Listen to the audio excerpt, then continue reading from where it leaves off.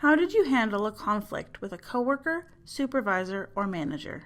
This question is often asked to see how you are able to manage conflict and work as part of a team. The interviewers are looking for examples of real-life situations and how you handled them. Your ability to demonstrate problem-solving when resolving conflicts while dealing with different personalities will give the employer confidence that this is something you will be able to effectively deal with in the future. The STAR technique is useful for this question. Avoid saying that you've never had a conflict or using negative language to describe others in the situation. Your answer should not include relying on your manager to solve the problem. Employers want to know that you are able to overcome small conflicts and move forward without interrupting the flow of the workplace. We'll show you an example of what not to do, followed by an example of a good answer to this question.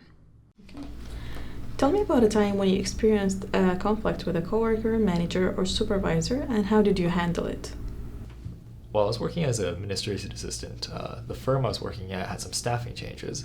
They had me working with a manager I hadn't worked with before. The manager seemed to be having some obvious communication errors and didn't really know how to do her job. I thought the best course of action was to ignore the problem and hope it went away. I didn't see any value in talking to her because she seemed really socially awkward, and I quit not too long after that. That answer didn't work. Here's why.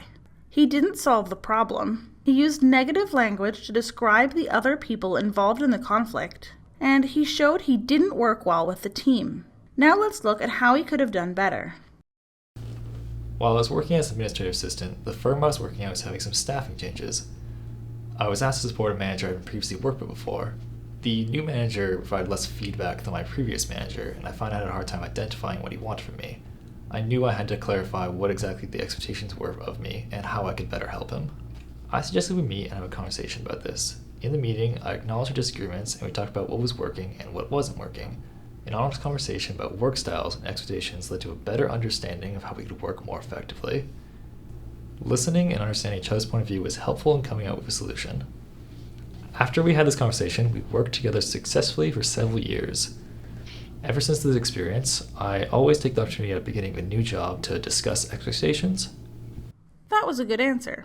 Here's why. He overcame the issue and worked well with others. He explained how he resolved the issue, showing problem-solving skills. He described the situation using STAR: situation, task, action, result.